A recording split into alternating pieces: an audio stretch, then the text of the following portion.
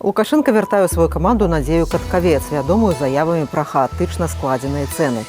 Тым часам на Магілёўшчыне закрываюць аграхолдынг, які ствараўся як асабісты праект Лукашэнкі.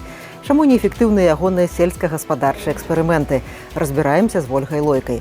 А таксама пагаворым пра новую забудову Менскай Лошыцы, дзе неўзабаве знясуць дом Марыны Адамовіч і Міколы Статкевіча. З Розай Турарбекавай абмяркуем сапраўдныя мэты візіту прэзідэнта Узбекістану ў Беларусь, а з Уладзем Лапковічам віцэ-прэзідэнта Чырвонага крыжа ў Менск. Таксама пагаворым пра розную спадчыну старшыні праўладнага саюза пісьменнікаў Мікалая Шаргінца. Добрый дзень, гэта Пік Свабоды, з вами Ганна Соус. Мы расказваем пра галоўныя падзеі 8 ліпеня і тлумачым, што яны значаць. Пастаўце падабайку нам зараз, напішыце каментар пасля і падпішыцеся на наш канал.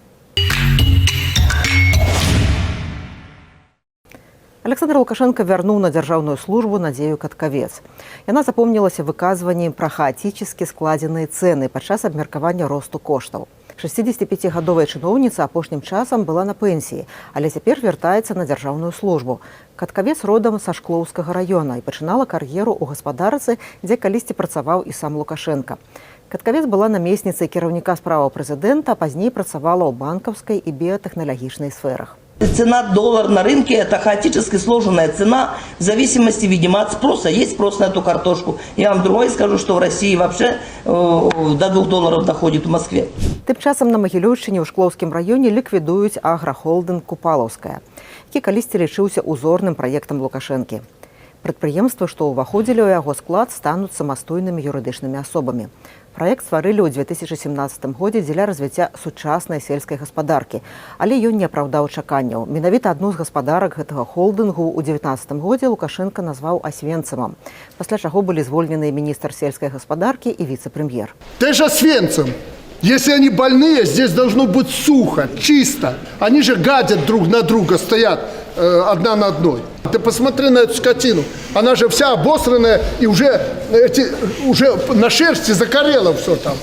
Чаму аграпраекты Лукашенки неэффективные? Проект пытались сделать с 2017 года, проект агрохолдинга «Купаловский». Его передали в управделами в 2024 году, да, и вот, получается, в 2026 к середине года все развалилось. Единственная причина, которую можно сформулировать, это в целом неэффективность такой практики создания отдельных параллельных структур, где, как сам Лукашенко сказал, руководство этой холдинговой компании объединенной конфликт интересов у них с райисполкомами, с местными властями, и поэтому вот не удалось выстроить отношения, поэтому бесхозяйственность, нарушение дисциплины, финансовой, даже вот коровы не поятые. Плюс в целом, когда нарушена система ценообразования на всех этапах, когда то, что зарабатывает сельское хозяйство, это мизер, потом на переработке они должны заработать больше.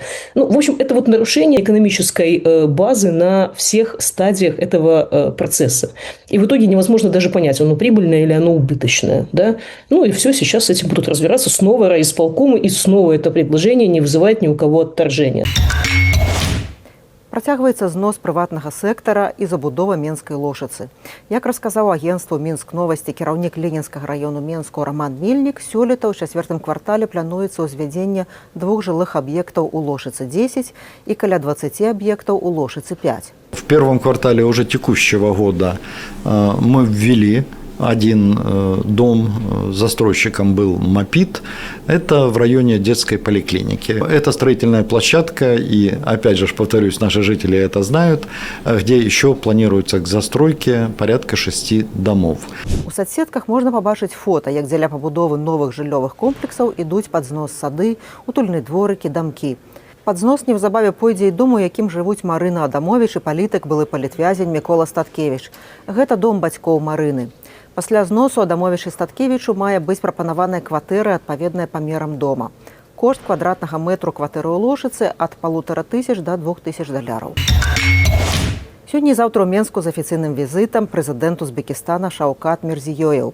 Беларусь і Узбекістан плануюць падпісаць пакет двухбаковых дакументаў пра супрацу і ставяць мэту давесці тавараабарот до $2 мільярдаў до 2030 года.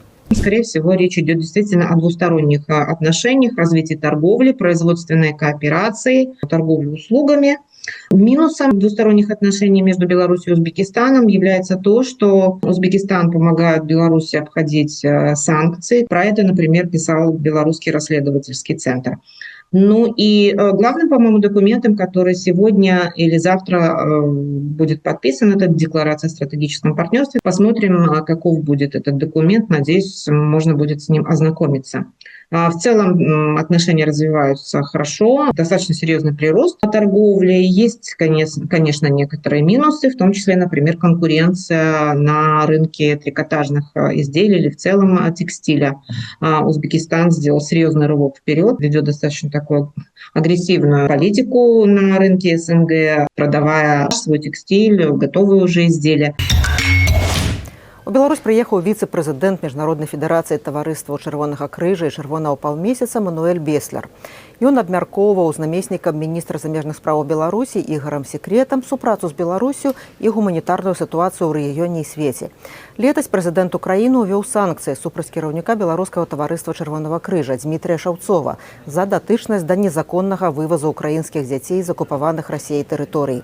У Беларусі па-ранейшаму работнікаў дзяржаўных прадпрыемстваў змушаюць плаціць унёскі ў чырвоны крыж. Зразумела тое, што чырвоны крыж у Беларусі знаходзіцца ў крызісе, таму што ён не адпавядае місіі міжнароднага чырвонага крыжа, не выконвае тыя задачы, функцыі, місію, якую арганізацыя правазгласіла як сваю галоўную мэту існавання. Бо ў Беларусі чырвоны крыж, на жаль, стаў часткай прапагандысцкай сістэмы. Ён быў заўважаны ў фальсіфікацыі выбараў яшчэ ў ранейшыя часы, калі сябры чырвонага крыжа прымалі ўдзел у фармаванні выбарчых камісіяў. Ён заўважаны ў вельмі прыкрых гісторыях, звязаных з дзецьмі з Украіны. Я спадзяюся, што сённяшні візіт высокага кіраўніка міжнароднага чырвонага крыжа прывядзе хоць да нейкай трансфармацыі беларускага чырвонага крыжа, і ён перастане быць часткай дзяржаўнага прапагандысцкага і в нечым нават рэпрэсіўнага апарата. Беларуску выгналі з рэстарацыі сеткі Макбай праз тое, што яна была там з сабакам.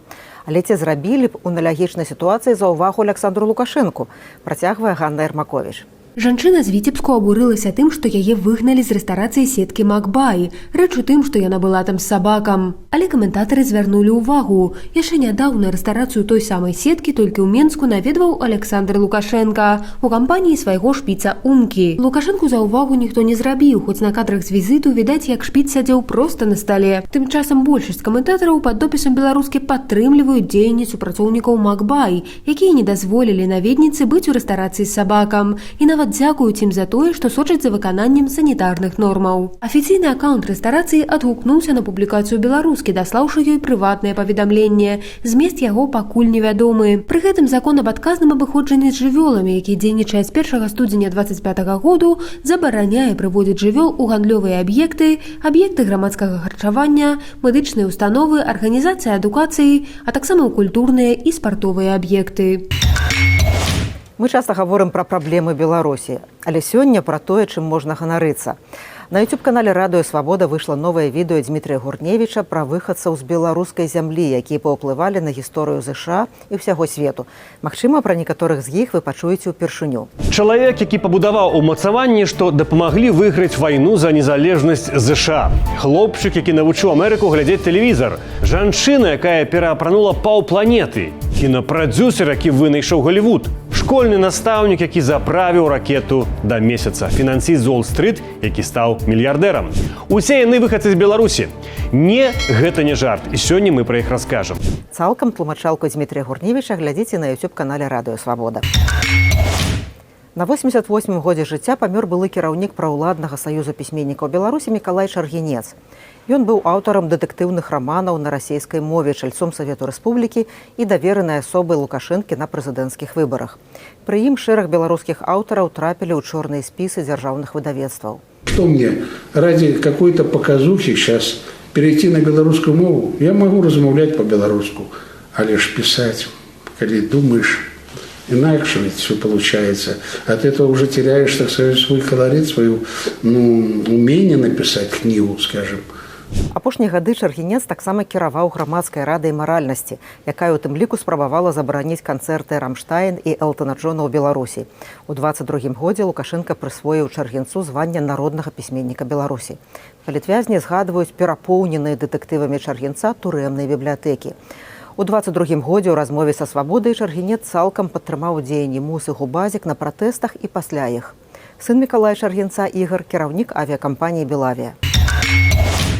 Беларусь накрывае непагадзь. На 8 ліпеня абвешчаны аранжавы ўзровень небяспекі. Чакаюцца моцны вецер з парывамі да 24 метраў у секунду, дажджы і навальніцы. Ратавальнікі заклікаюць быць асцярожнымі, не хавацца пад дрэвамі і трымацца далей ад небяспечных канструкцый. Заставайцеся ў бяспецы. Гэта былі навіны 8 ліпеня. У нас толькі правераная інфармацыя і вартай даверу каментары. З вами была Ганна Соусь. Чакаем вашых падабаек, водгукаў і парадаў.